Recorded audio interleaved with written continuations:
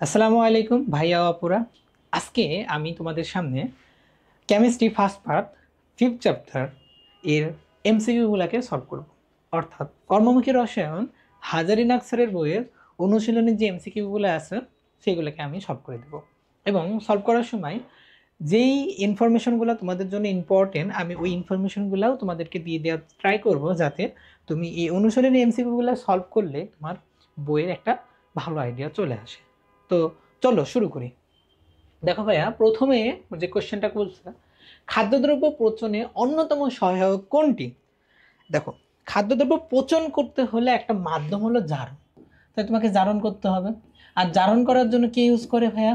Oxygen, জাইমান oxygen. তাহলে কি হবে? খাদ্যদ্রব্য পচন করবে অক্সিজেন।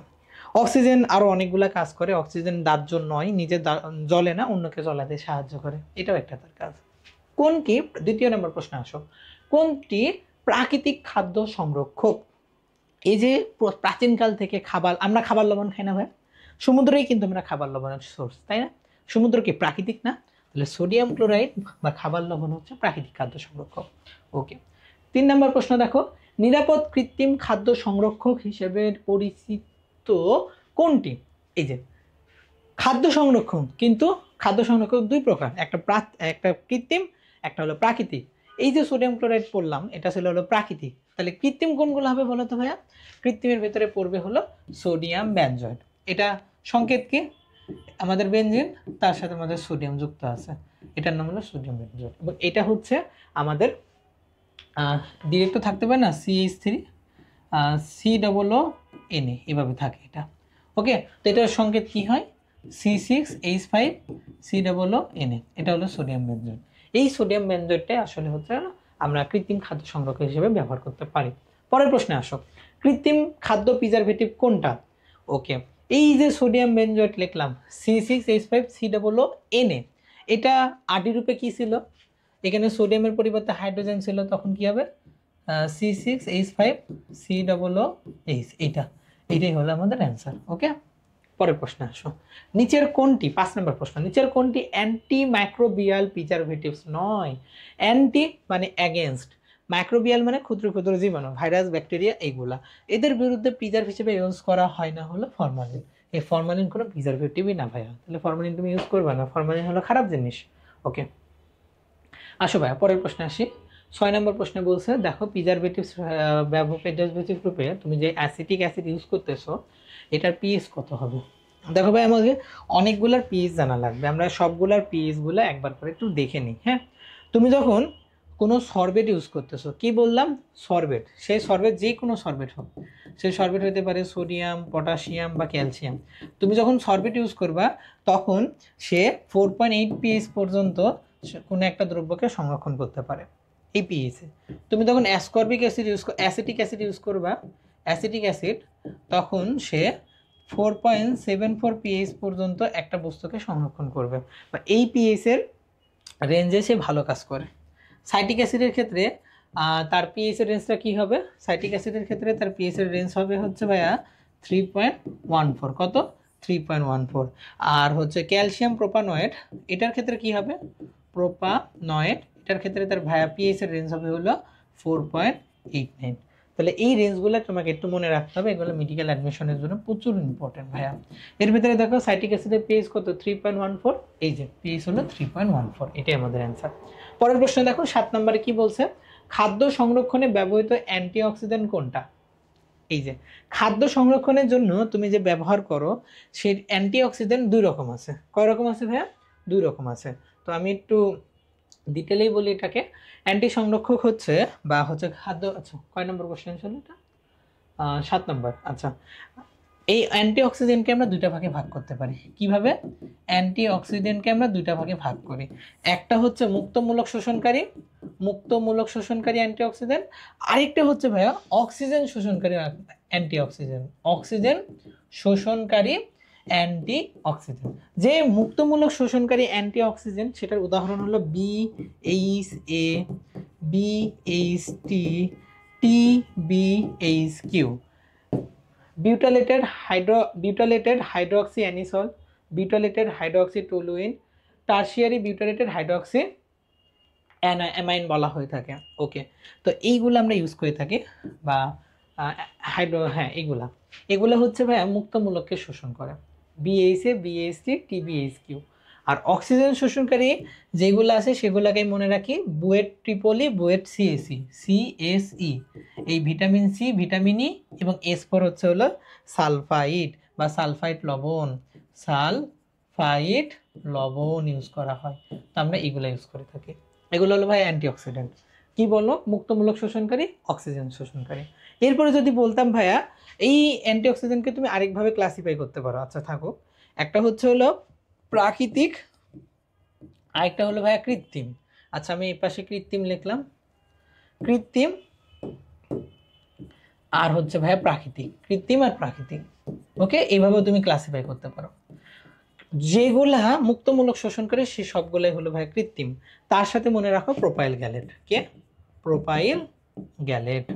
প্রোপাইল গ্যালেট অনলি হচ্ছে এখানে অনলি হলো কৃত্রিম। ওকে, প্রোপাইল গ্যালেট। আর প্রাকৃতিক কোনগুলা? এই যে এখানে তুমি যেগুলো পড়ছো সেগুলো হলো গিয়ে ভাই প্রাকৃতিক। ওকে, তো এখন তুমি সবগুলো এমসিকিউ পারবা। চলো আমরা এমসিকিউটা সলভ করি। কি বলছে 7 নম্বর কোশ্চেনে? খাদ্য সংরক্ষক হিসেবে ব্যবহৃত অ্যান্টিঅক্সিডেন্ট কোনটা? বিএইচটি। এই দেখো আমাদের হয়ে গেছে।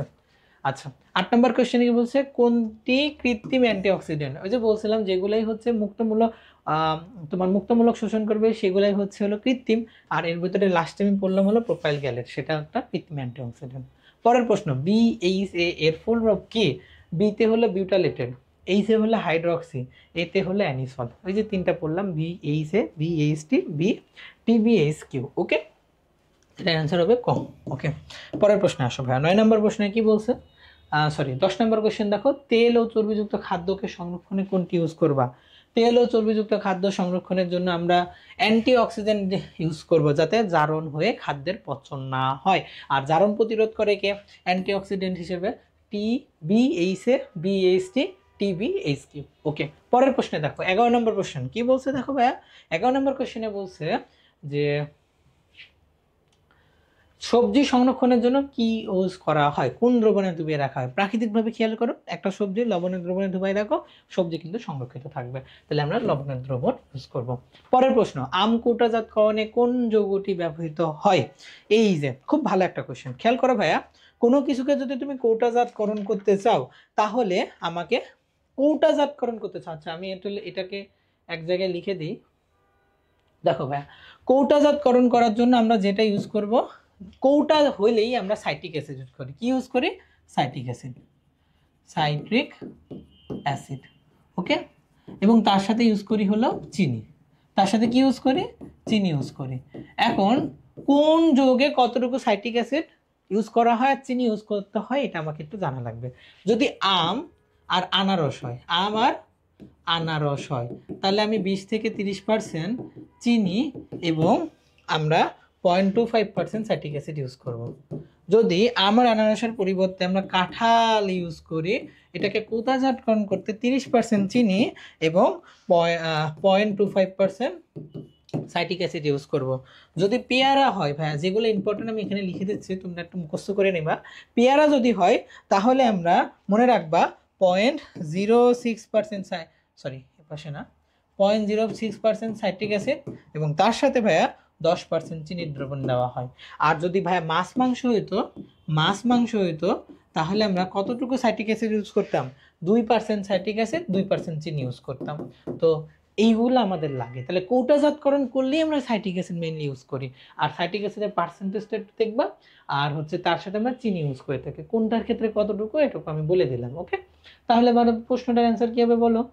বলছে হচ্ছে নিচের, এই যে 12 নম্বর কোশ্চেন, আম কৌটাজাতকরণে কোন যৌগটি ইউজ করা হয়? Citric acid. কতটুকু? 0.25%। ওকে, পার্সেন্টেজ সহ পড়লাম। 13 নম্বর দেখো, নিম্নের কোন অ্যাসিডটি আম ও কাঁঠাল কৌটাজাতকরণে ইউজ করা হয়? Same question, citric acid answer হবে। 14 নম্বর প্রশ্ন, জুস সংরক্ষণে নিচের কোন প্রিজারভেটিভটি ইউজ করা হচ্ছে? জুস সংরক্ষণ ভাইয়া আমরা একটু আগে পড়ছিলাম প্রথম দিকে যে প্রাকৃতিক সংরক্ষক হিসেবে ইউজ করা, কৃত্রিম সংরক্ষকের একটা অন্যতম উদাহরণ ছিল সোডিয়াম বেনজয়েড। এই সোডিয়াম বেনজয়েডটা আমাদের অনেকভাবে ইউজ করা হয়। সোডিয়াম বেনজয়েড বলে আমরা চানাচুর, চিপস, পনির, সালাদ, আচার এই যে এই জিনিসগুলো আছে এইগুলোর সঙ্গে সংরক্ষণ করার জন্য ইউজ করে থাকি। তাহলে জুস সংরক্ষণেও আমরা সোডিয়াম বেনজোয়েট ইউজ করব। ওকে, পরের প্রশ্নে আসো। 15 নম্বর প্রশ্ন কি বলছে, মাছ মাংস সংরক্ষণে কি ইউজ করা হয়ে থাকে? আমি ভেবে মনে রাখতাম মাছ মাংস যারা নিরামিষ হয় তারা কিন্তু খায় না। ওকে, আমিষ খায় না, আমিষের ভিতরে প্রধান সোর্স হলো মাছ আর মাংস, তাহলে খায় না, নতে হলো নাইট্রেট, সোডিয়াম নাইট্রেট ইউজ করা হয়। পরের প্রশ্নে আসো কি বলছে, 16 নম্বর প্রশ্ন, আচ্ছা মুছে দিই। 16 নম্বর প্রশ্নে বলছে দুধ হচ্ছে কি? দেখো ভাইয়া, দুধ হচ্ছে কি, এটা যদি তুমি আমাদের যে হাজারিনাগ স্যারের বইয়ের ভেতরে যে মানে রিডিং এর ভেতরে তুমি যদি একটু খেয়াল করো দেখবা যে এই কোশ্চেনের অ্যান্সারটা ভুল দেওয়া আছে। দুধ হচ্ছে ভাইয়া একটা ইমালশন। দুধ কি ভাইয়া? ইমালশন। আমি কিভাবে মনে রাখতাম জানো ভাইয়া? ইমালশনের উদাহরণগুলোকে দূষক বাপ দিয়ে, কি দিয়ে, যে ইমালশনের উদাহরণ কি? দূষক বাপ। কি? দূষক বাপ। এই দতে হলো ভাইয়া দুধ, এই শতে হলো ভাইয়া শ্যাম্পু, তারপরে ভাইয়া কতে হচ্ছে ভাইয়া, কতে কি হবে বলো তো? ক্রিম, যে কোনো ক্রিম। আর বতে হচ্ছে ভাইয়া বাটার। তাহলে এই যে দুধ, শ্যাম্পু বা ক্রিম, ক্রিম, আচ্ছা বাটার, এই সবগুলো হচ্ছে ভাইয়া দুধ ইমালশনের উদাহরণ। তাহলে কি হবে সঠিক অ্যান্সার ভাইয়া? ইমালশন হবে আমাদের সঠিক অ্যান্সার। সল কিন্তু নয়। আসো পরের প্রশ্ন কি বলছে, 17 নাম্বার কোশ্চেন, কোন প্রাণীর দুধে শক্তি বেশি থাকে? দেখো ভাইয়া এই জিনিসগুলো একটু মনে রাখতে হবে তোমাকে। আচ্ছা আমরা এই জাতীয় জিনিসগুলোকে একবারে পড়ে ফেলি ভাইয়া, ভালো হয়। আসো দেখো, তুমি মনে রাখবা যে হচ্ছে কোনটাতে ম্যাক্সিমাম কি থাকে, এটা আমাকে মনে রাখতে হবে। ম্যাক্সিমাম লিমিটটা আমরা মনে রাখবো। ওকে, ম্যাক্সিমাম লিমিটটা আমি পড়বো দুধের ক্ষেত্রে। দুধের বিভিন্ন উপাদান থাকে, তার ম্যাক্সিমাম লিমিটটা আমি পড়বো। ওকে, তো দেখো পানি দুধের একটা উপাদান। এই পানি গাভীতে সবচেয়ে বেশি থাকে। কাতে বেশি থাকে? দুধে পানি যে উপাদানটা থাকে এটা গাভীতে সবচেয়ে বেশি থাকে। কত পার্সেন্ট থাকে বলো তো ভাইয়া? 87.8%। ওকে, এরপরে চর্বি একটা উপাদান। দুধের চর্বি সবচেয়ে বেশি যে প্রাণীতে থাকে সেটা হলো মহিষ। কাতে বেশি থাকে ভাইয়া? মহিষে। কয় পার্সেন্ট থাকে বলো তো? 7.4%। এরপরে যদি শক্তির কথা কল্পনা করি, সবচেয়ে বেশি শক্তি পাওয়া যায় হলো মহিষের দুধে। ওকে, এটা লাগবে না, 110-এর উপরে পাওয়া যায় ক্যালোরি। এরপর যদি বলি ল্যাকটোজ, এই ল্যাকটোজ উপাদানটা সবচেয়ে বেশি মানুষের দুধে আছে ভাইয়া। মানুষের দুধে থাকে। কতটুকু থাকে ল্যাকটোজের ভ্যালু? 7.1। আচ্ছা যদি বলতাম ভাইয়া প্রোটিন, তাহলে সবচেয়ে বেশি প্রোটিন পাইতাম হলো ভাইয়া ভেড়ার দুধে। কার দুধে? ভেড়ার দুধে সবচেয়ে বেশি প্রোটিন পেতাম। কতটুকু? 4.6। আমরা 100 গ্রামে আমরা কতটুকু পাবো সেটা আমরা ইউজ করছি। ওকে, তো এতটুকু মনে রাখো ভাইয়া। প্রথম প্রশ্ন হলো দুধ একটা ইমালশন। দ্বিতীয় কথা হচ্ছে দুধে এই উপাদানগুলা এই প্রাণীগুলাতে বেশি বেশি থাকে এবং এটা হলো তার পার্সেন্টেজ। এগুলো মাথায় রাখবে, এটা খুবই ইম্পর্টেন্ট পরীক্ষার জন্য। ওকে, এখন আসো তাহলে কি প্রশ্ন করছে যে দুধে প্রধান উপাদান কোনটা? আচ্ছা না, পরে 17 নম্বর প্রশ্ন, কোন প্রাণীর দুধে বেশি শক্তি পাওয়া যায়? মহিষের দুধে। পরের প্রশ্ন 18তে আসো, দুধের প্রধান উপাদান কোনটা? এটা জুওলজির 3rd চ্যাপ্টারে পড়ে আসতো। দুধে ক্যাসিন এবং প্যারাক্যাসিন থাকে। ক্যাসিনটা হলো তার প্রধান উপাদান, যেগুলোকে ভেঙে আমরা হচ্ছে হলো পরবর্তীতে প্রোটিন পলিপেপটাইডে ভেঙে তৈরি করে থাকি। আচ্ছা ওকে, 19 নম্বর কোশ্চেনে আসো, কোনটি মানবদেহের প্রধান চাহিদা মেটায়? দেখো প্রোটিনের প্রধান চাহিদা মেটাই হলো মাছ আর মাংস। তাহলে আমাদের অ্যান্সারটা কি হবে ভাইয়া? মাছ হবে। পরের প্রশ্নে আসো, 20 নম্বর প্রশ্ন, দুধে নিচের কোন আয়নসমূহের সেটটি অধিক পরিমাণে থাকে? এটা ভাইয়া একটু মনে রাখবা, পটাশিয়াম, ক্যালসিয়াম আর chloride. Potassium chloride, calcium chloride সবচেয়ে বেশি পরিমাণে থাকে। ওকে, অনেকে আবেগে দাগায় দিবে সোডিয়াম পটাশিয়াম ক্লোরাইড, কিন্তু এটা হবে না ভাইয়া, সোডিয়াম কম থাকে। ওকে, 21 নম্বর কোশ্চেনে আসো, কি বলছে, নিচের কোন প্রাণীর দুধে প্রোটিনের পরিমাণ সবচেয়ে বেশি থাকে? এই যে বলছিলাম না প্রোটিন, প্রোটিন প এর পরের অংশ কি? ফ। ওইভাবে মনে রাখতে পারো বা এমনিতে মনে রাখতে পারো ভেড়া। ভেড়া দিয়ে আমরা মনে রাখতে পারি। ওকে, প ফ ব ভ, তাহলে ওই সিরিয়ালে ভ আছে না, তো প্রোটিন বেশি থাকে ভেড়াতে। আসো পরের প্রশ্নে, 22 নম্বর কোশ্চেনে আসি। কি বলছে দেখো, 22 নম্বর কোশ্চেনে বলছে যে নিচের কোন প্রাণীর দুধে চর্বির পরিমাণ বেশি থাকে? দেখো আমিষ, মহিষে বেশি থাকে। চর্বি এবং শক্তি মহিষে বেশি থাকে। পরের প্রশ্ন 23, নিচের কোন প্রাণীর দুধে ল্যাকটোজের পরিমাণ বেশি থাকে? দেখো মানুষের দুধে ল্যাকটোজ বেশি থাকে, এই জন্য মানুষের দুধ একটু মিষ্টি হয়। আল্লাহর রহমতে শিশু তখন মায়ের দুধ পান করে যাতে এটা টেস্টি ফিল করে এটার জন্য। ওকে আসো 24 নম্বর প্রশ্ন, দুধে কোন ডাইস্যাকারাইড থাকে? দুধ তাই জন্য ল্যাকটোজ থাকে। ল্যাকটোজ একটা ডাইস্যাকারাইড, এটা সেল কেমিস্ট্রির পড়া। বলো ল্যাকটোজকে ভাঙলে কি পাওয়া যায়? একটা পাওয়া যায় হলো ভাইয়া গ্লুকোজ, আরেকটা পাওয়া যায় ভাইয়া গ্যালাক্টোজ। গ্যালাক্টোজ এইটা তাহলে একটা ডাইস্যাকারাইড। ওকে, এবং কিভাবে পাবা? হাইড্রো বিশ্লেষণ, মানে পানি দিয়ে যদি ভাঙো তাহলে পাবা। পরের প্রশ্ন, সংগৃহীত দুধের পিএইচ নিয়ন্ত্রণের জন্য কি ইউজ করবা? সোডিয়াম বাইকার্বনেট ইউজ করবা, যাতে এটা বেশি মাত্রায় অম্লীয় না হয়ে যায়। 26 নম্বর প্রশ্ন, তরল দুধ সংরক্ষণে কোন পদ্ধতি অবলম্বন করা হয়? ভাইয়া দুধ সংরক্ষণ করার জন্য আমরা দুইটা পদ্ধতি ইউজ করতে পারি। একটা পদ্ধতির নাম হচ্ছে ভাইয়া পাস্তুরায়ন। কি বলে? পাস্তুরায়ন, পাস্তুরায়ন। আরেকটা পদ্ধতির নাম হচ্ছে ভাইয়া স্টেরিলাইজেশন, স্টেরিলাইজেশন। আমরা পাস্তুরায়নটাকে বেশি করে থাকি। এই পাস্তুরায়নের ভিতরে আবার তুমি হোল্ডার পদ্ধতি এবং এইচটিএসটি পদ্ধতি আছে ভাইয়া। হোল্ডার, তারপরে এইচটিএসটি পদ্ধতি আছে। হোল্ডার পদ্ধতিতে তোমার 63 থেকে 67 ডিগ্রি সেলসিয়াস তাপমাত্রায়, আর এইচটিএসটি পদ্ধতিতে 77 ডিগ্রি সেলসিয়াস তাপমাত্রায় সংরক্ষণ করা হয়, বা 74 ডিগ্রি সেলসিয়াস তাপমাত্রায় সংরক্ষণ করা হয়। তাহলে আমরা তরল দুধ সংরক্ষণে কোন পদ্ধতি অবলম্বন করবো? পাস্তুরায়ন বা পাস্তুরাইজিং পদ্ধতি। আচ্ছা, পরের প্রশ্নে আসো। কি বলছে দেখো 27 নম্বর প্রশ্ন, যে সাসপেনশনের উদাহরণ কোনটা? সাসপেনশনের উদাহরণ কোনটা? আচ্ছা দেখো ভাইয়া, তোমাকে প্রথমে জানতে হবে দ্রবণ কি, তারপরে জানতে হবে কলয়েড কি, তারপরে জানতে হবে ভাইয়া সাসপেনশন কি। সাসপেনশন একবারে তো আসে না সাসপেনশন। এই দ্রবণ হলো যার দৈর্ঘ্য 0.2 ন্যানোমিটার থেকে বা 0.1 ন্যানোমিটার থেকে শুরু করে 2 ন্যানোমিটার, তাকে বলে হচ্ছে ভাইয়া দ্রবণ। যে পদার্থের দৈর্ঘ্য 2 ন্যানোমিটার থেকে শুরু করে 500 ন্যানোমিটার তাকে বলে ভাইয়া কলয়েড, আর যার দৈর্ঘ্য 500 ন্যানোমিটারের বেশি তাদেরকে বলে ভাইয়া সাসপেনশন। তাহলে আমি দৈর্ঘ্য শিখলাম। উদাহরণে আসো ভাইয়া, এই যে দ্রবণ, এই দ্রবণের উদাহরণ ভাইয়া সোডিয়াম ক্লোরাইড বলতে পারো, এবং গ্লুকোজের উদাহরণ ইন পানি দ্রবণে। ওকে, এরপরে তুমি যদি বলে কলয়েড, কলয়েডের উদাহরণ কি হবে ভাইয়া?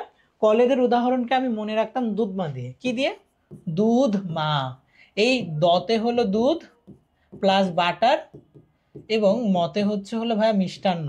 এই মিষ্টান্নর ভিতরে রয়েছে হচ্ছে মিল্ক অফ ম্যাগনেসিয়া। কি আছে? Milk of magnesia. মতে হলো মিল্ক অফ ম্যাগনেসিয়া। তাহলে দ্রবণের উদাহরণ সোডিয়াম ক্লোরাইড, গ্লুকোজ, আর কলেজের উদাহরণের ভিতরে রয়েছে দুধ, বাটার, মিল্ক অফ ম্যাগনেসিয়া। এইগুলা বাদে বাকি যা আছে, বাকি সব হচ্ছে ভাইয়া কিসের উদাহরণ হবে? সাসপেনশনের উদাহরণ হবে। তাহলে সাসপেনশনের উদাহরণের ভিতরে তুমি দুধও পাবা না, চিনির দ্রবণও পাবো না, কারণ চিনির দ্রবণে তুমি গ্লুকোজ পাও, সোডিয়াম ক্লোরাইড পাইতে পারো।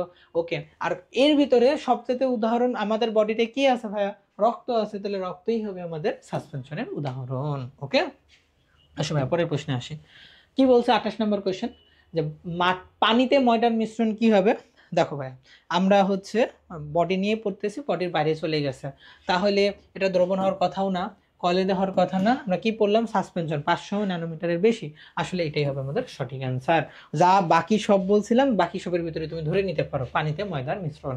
ওকে, 29 নম্বরে আসো, পেপটাইজেশন পদ্ধতিতে তৈরি করা যায় কোনটা? আচ্ছা, তুমি যখন কলের তৈরি করো, কলের তৈরির 3টা ধাপ আছে। কয়টা ধাপ ভাইয়া? 3টা ধাপ। প্রথম ধাপের নাম হলো পেপটাইজেশন, পেপটাইজেশন। এর পরের ধাপের নাম হলো ভাইয়া জারণ, তারপরের ধাপের নাম হলো ভাইয়া বিজারণ। তাহলে পরীক্ষার প্রশ্ন দুই রকম ভাবে হইতে পারে। পেপটাইডেশন পদ্ধতিতে কি তৈরি করা হয়? কলয়েড। অথবা কলয়েড তৈরির জন্য একটু বসো, কলয়েড তৈরির জন্য তোমাকে কোন কোন ধাপ অবলম্বন করতে হবে? ভাইয়া 3টা ধাপ আছে। পেপটাইডেশন করবা, জারণ করবা, বিজারণ করবা। তাহলে এই 3টা ধাপে তুমি পেপটাইজেশন করতে পারবা। ওকে, তো এটা হলো আমাদের অ্যান্সার। তো দুইভাবে পড়ে নিও ভাইয়া। পরের প্রশ্নে আসো, দেখো 30, সবচাইতে কার্যকর কোয়াগুলেন্ট নিচের কোনটা? এই যে দেখো, যখনই বলছে কোয়াগুলেন্ট, তার মানে সেটা অদক্ষেপ করে 500 ন্যানোমিটারের বেশি। ঠিক আছে, কিন্তু সবচেয়ে কার্যকর কোনটা হবে? পজিটিভ চার্জের ক্ষেত্রে, যার পজিটিভ চার্জ যত বেশি সে তত বেশি কার্যকর কোয়াগুলেন্ট। ফেরাস সালফেটের ক্ষেত্রে খেয়াল করো, ফেরাসের পজিটিভটা, এখানে ফেরাস কি ফেরিক রূপে আছে। ম্যাগনেসিয়ামের চার্জ কত? ম্যাগনেসিয়াম 2+। সোডিয়ামের চার্জ কত? Sodium plus. পটাশিয়ামের কত? Potassium plus. তাহলে ফেরিক 2+ বা 3+, এই জন্য এটার চার্জ সবচেয়ে বেশি, তাই জন্য এটা বেশি কোয়াগুলেন্ট করবে। পরের প্রশ্নে আসো 31, অন্ত্রের ইমাজিন কাজে ব্যবহৃত বেরিয়াম সালফেট মিশ্রণ নিচের কোন শ্রেণীভুক্ত? বেরিয়াম সালফেট, এটা দিয়ে কি করা হয়? বেরিয়াম সালফেট দিয়ে মাথায় রাখবো ভাইয়া, এটা একটা সাসপেনশনের উদাহরণ। এবং এইটা আমাদের অন্তের ইমাজিন। বেরিয়াম সালফেট দিয়ে কি করা হয়, যে পাকস্থলীর ভিতরে প্রবেশ করানো হচ্ছে, হয়ে ওইখান থেকে লাইটিং সোর্সটাকে কাজে লাগে, ওই রেডিয়েশনটিকে কাজে লাগিয়ে বাইরে পর্দা দিয়ে দেখা হয় ভেতরে কি অবস্থা তোমার অন্ত্র বা ইন্টেস্টাইনের। তো এটাতে বেরিয়াম সালফেট ইউজ করা হয়। এবং এই যে বেরিয়াম সালফেটের মিশ্রণটা, এটা একটা সাসপেনশনের উদাহরণ, মানে 500 ন্যানোমিটারের বেশি।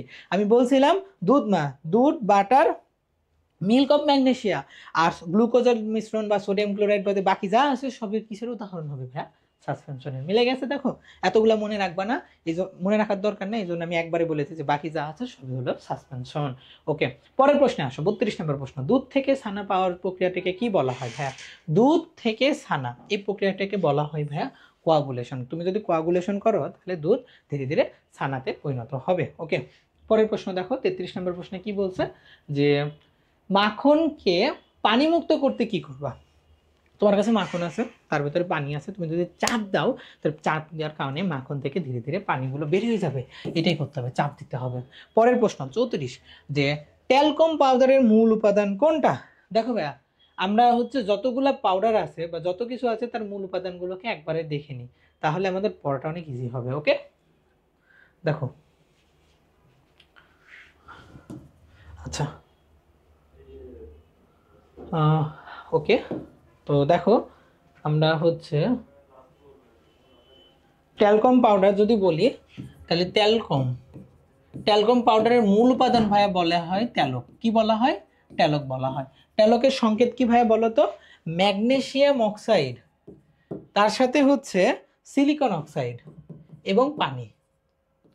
এখন ম্যাগনেসিয়াম অক্সাইড থাকবে 3টা, সিলিকন অক্সাইড থাকবে ভাইয়া 4টা, পানি থাকবে ভাইয়া একটা থাকলে লেখা লাগে না। তাহলে ট্যালকমের মূল উপাদানটা হলো ট্যালক। এরপর যদি বলো স্নো বা ভ্যানিশিং ক্রিম,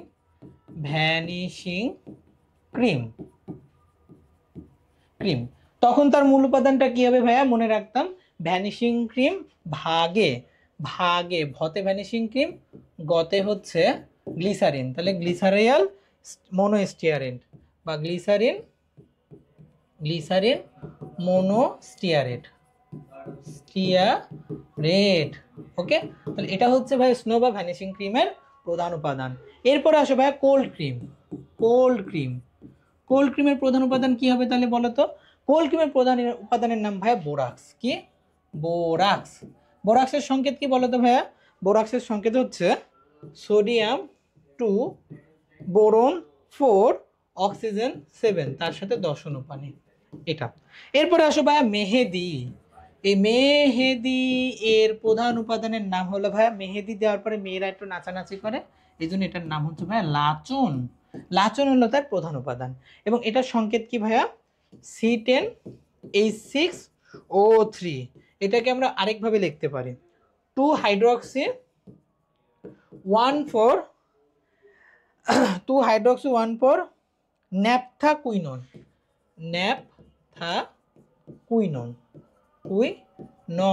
তাহলে মেহেদির প্রধান উপাদান হলো ভাই লাচন। এই লাচনের সংকেত হলো 2 হাইড্রোক্সি 1,4 ন্যাপথাকুইনন। এরপরে যদি বলি ভাই বেবি পাউডার, এই বেবি পাউডারে তুমি যে প্রধান উপাদানটা ইউজ করবা, এটা অ্যান্টিসেপটিক হিসেবে ইউজ করবা, সেটার নাম হচ্ছে ভাইয়া বোরিক অ্যাসিড। কি ইউজ করো ভাইয়া? বোরিক অ্যাসিড ইউজ করবা। এরপরে যদি আমি বলি টয়লেট ক্লিনার, তাহলে টয়লেট ক্লিনারের মূল উপাদান হলো সোডিয়াম হাইড্রোক্সাইড বা কস্টিক সোডা। এরপর যদি বলি কাচের গ্লাস, এই কাচের গ্লাস পরিষ্কারের প্রধান উপাদান কি? তখন তুমি বলবে ভাই অ্যামোনিয়া বা অ্যামোনিয়াম হাইড্রোক্সাইড দ্রবণ। ওকে, তাহলে আমাদের এগুলো জানা লাগবে ভাইয়া, ট্যালকম বা ভ্যানিশিং ক্রিমের, কোল্ড ক্রিমের, মেহেদি, বেবি পাউডার, টয়লেট ক্লিনার, কাচের গ্লাস, এইগুলো তোমাকে জানা লাগবে। ওকে, আসো ভাইয়া তাহলে আমরা এমসিকিউগুলো সলভ করি। কি বলছে দেখো, বলছে হলো ট্যালকম পাউডারের মূল উপাদান কি? তাহলে কি বলবে ভাইয়া? ট্যালক। পরের প্রশ্নটাও সেম, ট্যালকম পাউডারের মূল উপাদান ট্যালক প্রস্তুতিতে কি করবা? 3 অণু ম্যাগনেসিয়াম, 4 অণু সিলিকন, তার সাথে 1 অণু পানি। পরের প্রশ্ন, কোনটি ট্যালকের সংকেত? দেখো তো সেম কোশ্চেন না, এটা আমাদের অ্যান্সার হবে। পরের প্রশ্ন 38 নম্বর প্রশ্ন, কি বলছে দেখো, যে বেবি পাউডারে কোনটি অ্যান্টিসেপটিক হিসেবে কাজ করে? কি বলছিলাম ভাইয়া? বোরিক অ্যাসিড অ্যান্টিসেপটিক হিসেবে কাজ করবে। এই যে বোরিক অ্যাসিড আমাদের অ্যান্সার। পরের প্রশ্ন, ভ্যানিশিং ক্রিমের প্রধান উপাদান কোনটা? ভাগে দিয়ে মনে রাখ, বলছিলাম ভতে ভ্যানিশিং ক্রিম, গতে হচ্ছে গ্লিসারিন মোনোস্টিয়ারেট। পরের প্রশ্ন দেখো, কোল্ড ক্রিমে লুব্রিকেটিং এজেন্ট হিসেবে ইউজ করা হয় কোনটা? তো দেখো ভাই, লুব্রিকেশন মানে কি? তো পিচ্ছিল না, তাহলে পিচ্ছিলের জন্য তুমি তরল ইউজ করবা, তরল প্যারাফিন। তরল একটি পিচ্ছিল জাতীয় পদার্থ, এটার জন্য ইউজ করবা তরল প্যারাফিন। 41 নম্বর প্রশ্ন, লিপস্টিক। আচ্ছা, আমি লিপস্টিকটা মনে হয় বলতে ভুলে গেছিলাম। লিপস্টিকের মূল উপাদান কি? লিপস্টিকের মূল উপাদান ভাই মোম এবং তেল। মোম এবং তেল দিয়ে তুমি লিপস্টিকটা তৈরি করে থাকো। মেয়েরা লিপস্টিক দেয় না, এই লিপস্টিক দেয়, তো ওটাতে কি ইউজ করা হয়? মোম এবং তেল ইউজ করা হয়ে থাকে। দেখো তারা মোম এবং তেল তাদের ঠোঁটে দিচ্ছে, বুঝছো? আমাদের কিন্তু এগুলো দেওয়া লাগে না। ওকে, পরের প্রশ্ন দেখো, 42 নম্বর প্রশ্ন কি বলছে? নিচের কোনটি ময়শ্চারাইজার রূপে অর আফটার শেভ লোশনে ইউজ করা হচ্ছে? তো এটা একটু মনে রাখতে পারো, ময়শ্চারাইজার রূপে আফটার শেভে তুমি কি ইউজ করবা?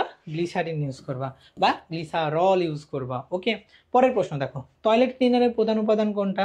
Sodium hydroxide. এই সোডিয়াম হাইড্রোক্সাইডকে বলা হয় ভাইয়া কস্টিক সোডা। ওকে, এরপর দেখো টয়লেট ক্লিনারের মূল উপাদান কি? সোডিয়াম হাইড্রোক্সাইড দিয়ে দিয়েছে। তো আমরা পরের প্রশ্নে চলে আসি ভাইয়া। দেখো 45 নম্বর প্রশ্নে বলছে গ্লাস ক্লিনারের প্রধান উপাদান কি? দেখো ভাইয়া, অ্যামোনিয়া দ্রবণ হবে। পরের প্রশ্ন দেখো, কোনটি গ্লাস ক্লিনারের প্রধান উপাদান? অ্যামোনিয়া দ্রবণ, যে জলীয় অ্যামোনিয়া একটা কি লিকুইড না?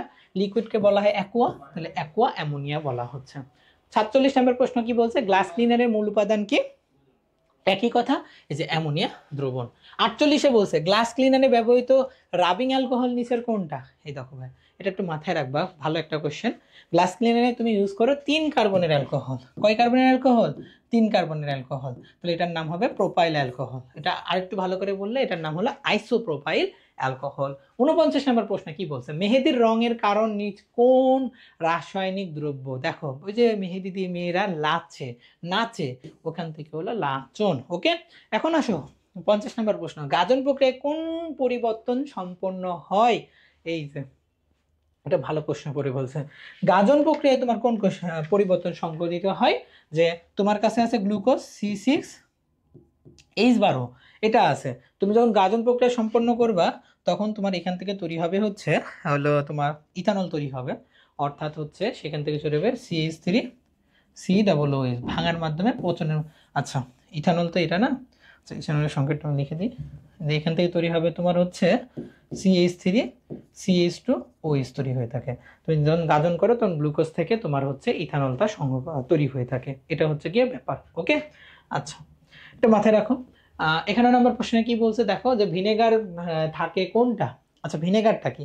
ভিনেগারটা হচ্ছে 6 থেকে 10% জলীয় দ্রবণ অফ ইথানোয়িক অ্যাসিড, একে ভিনেগার বলে। তাহলে এটা ডেফিনেশনের ভিতরে আছে, পরীক্ষাতে তোমরা এতদিন ক নম্বরে পড়ে আসছো, এখন তুমি ডেফিনেশনটাকে মুখস্থ করে রাখো, এটা পরীক্ষার জন্য ইম্পর্টেন্ট। ওকে, 52 নম্বর প্রশ্ন, ভিনেগার তৈরিতে নিচের কোনটি জলীয় দ্রবণ ব্যবহৃত হয়? আমরা কোনটা জলীয় দ্রবণ ইউজ করব? অ্যাসিডিক অ্যাসিডের জলীয় দ্রবণ ইউজ করব। আচ্ছা, আমরা আগেই বলছি এই যে ভিনেগার তৈরিতে এইটা ইউজ করা হচ্ছে, এটা কি অ্যাসিডিক অ্যাসিড না? অ্যাসিডিক অ্যাসিড বা ইথানোয়িক অ্যাসিড, আমরা এটা ইউজ করে থাকি। মল ভিনেগার প্রস্তুতিতে সুক্রোজের আদ্র বিশ্লেষণে কোন এনজাইম ইউজ করা হয়? দেখো ভাই, এটা একটা ভালো প্রশ্ন। আমরা 3 ধরনের আদ্র বিশ্লেষণ করি মল ভিনেগার প্রস্তুত করার সময়। দেখো, আমি এটাকে একবারে লিখে দিই, তোমাদের জন্য ভালো হবে আর কি। সেটা হচ্ছে, তোমার কাছে চিনি আছে, কিসের চিনি? এই চিনির প্রধান উপাদান হলো সুক্রোজ। কি? সুক্রোজ। এই সুক্রোজটাকে তুমি কি করলা? আদ্র বিশ্লেষণ করলা। সুক্রোজ একটা ডাইস্যাকারাইড, এটাকে আদ্র বিশ্লেষণ করলে কি হবে? গ্লুকোজ এবং ফ্রুক্টোজ হবে।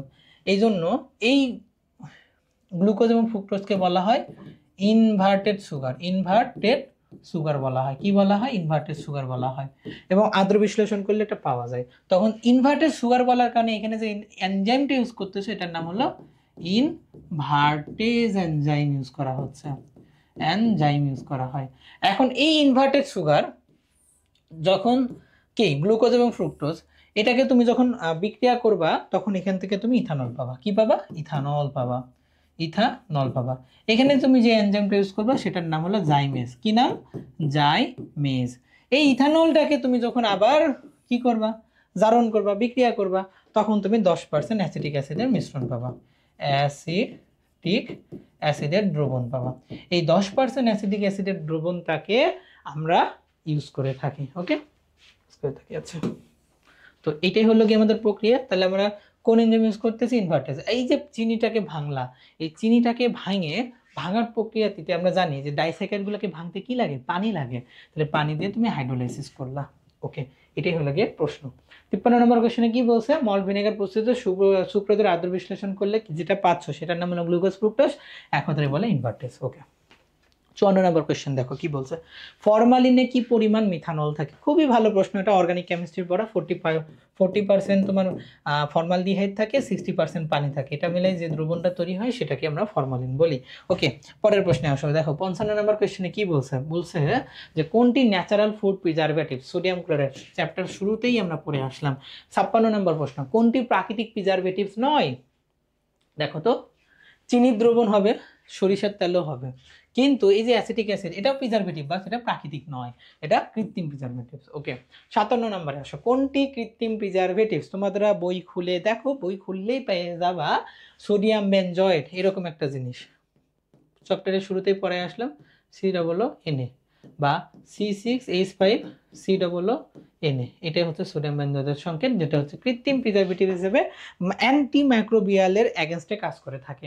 ওকে, ফুড প্রিজারভেটিভে ব্যবহৃত সাইট্রিক অ্যাসিডের পিএইচ কত। চ্যাপ্টার শুরুতেই আমি একবারে সবগুলা পিএইচ এর ভ্যালু বলে দিয়েছিলাম। সাইট্রিক অ্যাসিডের পিএইচ হলো ভাইয়া 3.14। এরপরে আসো, কাঁঠাল কৌটাজাতকরণে কি ইউজ করা হয়, সাইট্রিক অ্যাসিড। দেখো এটাও আমি শুরুতে বলছি যে কাঁঠাল, আম, আনারস, পেয়ারা, মাছ, মাংস সংরক্ষণে সাইট্রিক অ্যাসিড কৌটাজাতে ইউজ করা হয়। গাভীর দুধে পানি কতটুকু থাকে। ভাই দেখো, এগুলা হচ্ছে আসলে তুমি আমি কেউ আসলে বলতে পারবো না যে এই কোশ্চেনের অ্যান্সারটা কি হবে, কারণ তুমি এতগুলা জিনিস তো মনে রাখা সম্ভব না, একটা ছকে তো অনেক কিছু থাকে। তাও যেহেতু এটা অনুশীলনের কোশ্চেন, আমি বলবো যে তোমরা এটাকে মুখস্থ রাখতে পারো। গাভীর দুধে 87% পানি থাকে, বাকি যে শখগুলো আছে সেগুলো থেকে জাস্ট পড়বা হচ্ছে ওই শখ থেকে যে দুধে কোন উপাদান কার বেশি থাকে, আমি অলরেডি লিখে দিয়েছি, ওইগুলো পড়লে ইনশাল্লাহ হয়ে যাবে। পরের প্রশ্ন আসো, দুধে কোন ডাইস্যাকারাইড থাকে। দুধে তাই ল্যাকটোজ, ল্যাকটোজকে বাংলা কি পাওয়া যায়, গ্লুকোজ প্লাস গ্যালাক্টোজ। পরের প্রশ্ন 62, দুধের মিষ্টিটার জন্য দায়ী কোনটা। এই দেখো ল্যাকটোজ, আমি বলছিলাম না মানব দুধে ল্যাকটোজ বেশি থাকে, এই জন্য মানব দুধ মিষ্টি হয়। পরের প্রশ্ন, গাভীর দুধে খাদ্য ক্যালারি কতটুকু থাকে। এই যে এটাও আরেকটা প্রশ্ন যেটা তুমি চাইলে মুখস্থ রাখতেই পারো, কারণ এই প্রশ্নগুলো আসলে এত কিছু মনে রাখা সম্ভব না। মনে রাখবে ভাইয়া, গাভীর দুধে খাদ্য ক্যালারি থাকে 70 কিলো ক্যালারি। ওকে, 64 নম্বর কোয়েশ্চেনটা দেখো কি বলছে, আমাদের খাদ্যে কোন উপাদান দেহে কর্মশক্তি যোগ করে। এই আল্লাহ, এটা তো হচ্ছে জুওলজির 3rd চ্যাপ্টারের একটা ছক আছে ভাইয়া, শুরুর দিকে। শর্করার কাজ তাপ ও কর্মশক্তি প্রদান করা, আমিষের কাজ কি দেহের গঠন ক্ষয়পূরণ করা, পানি কি আমাদের যে বিপাকীয় কাজগুলো রয়েছে সেগুলোকে করে থাকে, আবার হচ্ছে হলো ভিটামিন কি করে, এক একটা কাজ করে থাকে। শর্করা তাপ যেটা আছে, চর্বি আছে, সেটাও শক্তি প্রদান করে। তো এই যে এইটা হলো ওই চিকেনকার পড়া, তো ওখান থেকে কোশ্চেনটা এখানে চলে আসতে আসলে।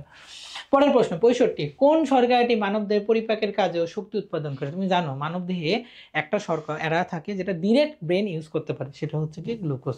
ইভেন খালি মানব না, উদ্ভিদ, প্রাণী সবার ক্ষেত্রে গ্লুকোজ হলো এমন একটা কার্বোহাইড্রেট যেটা ডিরেক্ট এনার্জি হিসেবে ইউজ করা যায়। এই জন্য তুমি যদি খুব বেশি দুর্বল হয়ে যাও কি করবা, গ্লুকোজের দ্রবণ মিক্স করবা, গ্লুকোজ দিয়ে খেয়ে নেবা, তাতে তুমি শক্তি পেয়ে যাবে, ইনস্ট্যান্ট এনার্জি। ওকে, ট্যালকম পাউডারের প্রধান উপাদান কি, ট্যালক বলে ফেলছে। 67, নেল পলিশের প্রধান উপাদান কি, এটাও হচ্ছে ভাইয়া অর্গানিক কেমিস্ট্রি পড়া, আপাতত মনে রাখো ইথাইল অ্যালকোহল। ওকে, মেহেদির পাতার নির্যাসে কোনটি ইউজ করা হয়, বলছিলাম 2-হাইড্রক্সি-1,4-ন্যাপটাকুইনন, যেটা হচ্ছে হলো C10H6O3 এর সংকেত। ওকে, এটাই। ওকে, পরের প্রশ্ন দেখো 69 নম্বর প্রশ্নে কি বলছে, গাজন পদ্ধতিতে ইথানল উৎপাদনে কোনটি ব্যবহার করা হয়। দেখছো অলরেডি বলে ফেলছি না, স্বেচ্ছার ইউজ করা হচ্ছে। কোন স্বেচ্ছার, ওই যে চিনি একটা স্বেচ্ছার উদাহরণ। ওকে, সেলুলোজ ডাইমেস অবভিয়াসলি হবে না। 70 কোশ্চেন আসো, 70 নম্বর কোশ্চেন, ভিনেগার সম্পর্কে নিচের কোনটি সত্য নয়। আচ্ছা, প্রথম প্রশ্ন, ভিনেগারে 6 থেকে 10% জলীয় দ্রবণ দিয়ে তৈরি, সঠিক। খাবার ও দেহের পিএইচ সমতা বজায় রাখে, এটাও সঠিক। কৃত্রিম বা রাসায়নিক ফুড প্রিজারভেটিভ বলা হয়, এটাও সঠিক। তাহলে একটাই আছে, সেটাই বলা হবে কি, এটা হচ্ছে প্রক্রিয়াজাতকরণের সময় বাষ্পায়িত হয় না, বাষ্পায়িত হয় আসলে, দেখা যায় না একটু পানি বেরিয়ে যাচ্ছে, কিছু উপাদান বেরিয়ে যাচ্ছে, তাপ দেওয়া লাগছে, তাপ দিলে তো সেটা বাষ্পায়িত হবে। পরের প্রশ্নে আসো 71, কি বলছে, নিচের কোন প্রিজারভেটিভস রূপে ব্যবহৃত হয়, নিচের কোনটি প্রিজারভেটিভস রূপে ইউজ করা হয়। দেখো বারবার সোডিয়াম বেনজয়েট। ওকে, 72 নম্বর প্রশ্ন, শতকরা হিসেবে দুধের প্রধান উপাদান কোনটা, অবভিয়াসলি পানি, কারণ দুধে প্রায় 80 থেকে 85% পানি থাকে, তাহলে সবচেয়ে বেশি কি হবে? পানি হবে। তারপরে 73 নম্বর প্রশ্ন, কোন আয়নের স্বল্প পরিমাণ কোয়াগুলেশনে দ্রুত হবে? কোয়াগুলেশনের পরিমাণটা দ্রুত হবে, যার চার্জ বেশি পজিটিভের ক্ষেত্রে তার কোয়াগুলেশন বেশি হয়, তার মানে অ্যালুমিনিয়ামের কোয়াগুলেশন বেশি হবে। 74 নম্বর কোশ্চেন দেখো কি বলছে, কি বলছে যে হচ্ছে কোনটি অ্যান্টিঅক্সিডেন্ট? এই যে লাস্ট কোয়েশ্চেন, আমি ওই যে শখ দিয়ে বলে দিয়েছিলাম অ্যান্টিঅক্সিডেন্টকে তুমি কয়েকটা ভাগে ভাগ করতে পারো। অ্যান্টিঅক্সিডেন্ট সেটাকে আমরা বলে থাকি হলো মুক্তমূলক শোষণকারী, কিছু আছে অক্সিজেন শোষণকারী। মুক্তমূলক শোষণকারী অ্যান্টিঅক্সিডেন্টের ভিতরে ছিল হচ্ছে BHA, BHT আর হচ্ছে TBHQ এগুলা। তো এগুলো হলো অ্যান্টিঅক্সিডেন্ট যেগুলো হলো মুক্তমূলক শোষণ করবে। আর হচ্ছে তো এটার ভিতরে দেখো এই যে যদি বিউটাইলাইটেড হাইড্রক্সি অ্যানিসল BHA এটার থেকে চলে আসছে, তার মানে এটাই আমাদের সঠিক অ্যান্সার। ওকে, তো ভাইয়া দেখো এটা কিন্তু অপেক্ষাকৃত ছোট একটা চ্যাপ্টার ছিল এবং এখানকার এমসিকিউগুলোও তুলনামূলক ইজি। তো কি হয় যে এমসিকিউগুলো ভালো করতে হলে তোমাকে মেইন বইটার সম্পর্কে একটা ভালো আইডিয়া লাগবে। তো তোমরা শর্ট সিলেবাস হোক বা ফুল সিলেবাস হোক, আমি বলবো যে হাজারি নাগ স্যারের যে অনুশীলনীতে বা তুমি যে ভিতরে পড়বা শখগুলাকে একটু গুরুত্ব দিয়ে পড়বা, কারণ শখ থেকে অনেক ইনফরমেশনই কিন্তু ডিরেক্ট তুলে দেয় এমসিকিউতে। তুমি যদি এই এমসিকিউগুলো সলভ করো, আমি মোটামুটিভাবে যতটুকু ইম্পর্টেন্ট ছিল সেই শখগুলার ইনফরমেশন এখানে বলে দিছি, তাও আমি বলবো যে তোমরা মেইন বই থেকে ওই শখগুলা পড়বা ভালো মতো করে, তাহলে কি হবে যে তোমাদের জন্য কনফিডেন্টটা বাড়বে। আর অলওয়েজ মাথায় রাখবা যে মেডিকেল অ্যাডমিশনে ভালো করতে হলে কিন্তু তোমাকে ফিজিক্স কেমিস্ট্রি এই দুটাতে হাইস্ট মার্ক তোলা লাগবে, কারণ কি হয় এখানকার কোয়েশ্চেনগুলো তুলনামূলক ইজি হয়। আর বিগত কত কয়েক বছর ধরে কি হচ্ছে, এখান থেকে জাস্ট অনুশীলনীরই এমসিকিউগুলো আসে। তো অনুশীলনী সম্পর্কে তোমার একটা ভালো দক্ষতা থাকা লাগবে। এবং হাজারি স্যার, কবির স্যার কেমিস্ট্রির ক্ষেত্রে, ওদিকে ইসাক স্যার এবং তপন স্যারের এমসিকিউগুলো যাতে তুমি এনশিওর করতে পারো, এই জন্যই আমরা হচ্ছে কিন্তু এই অনুশীলনের এমসিকিউগুলো সলভ করতেছি। তো এটার মধ্য দিয়ে আমি ফার্স্ট পার্টের 5টা চ্যাপ্টার কমপ্লিট হলো, এর আগে আমি বাকি 4টা চ্যাপ্টারও কমপ্লিট করছি। তো তোমরা যদি ওইগুলা সবগুলো দেখো তাহলে কি হবে যে তোমার একটা আইডিয়া ক্লিয়ার হয়ে যাবে। এখান থেকে তোমার যদি আইডিয়াটা ক্লিয়ার হয় তাহলে তুমি যখন রিভিশন দিতে যাবা তোমার জন্য কিন্তু ইজি হবে সলভ করা। ওকে, তো ধন্যবাদ সবাইকে, সবাই ভালো থেকো। আসসালামু আলাইকুম ওয়া রাহমাতুল্লাহ।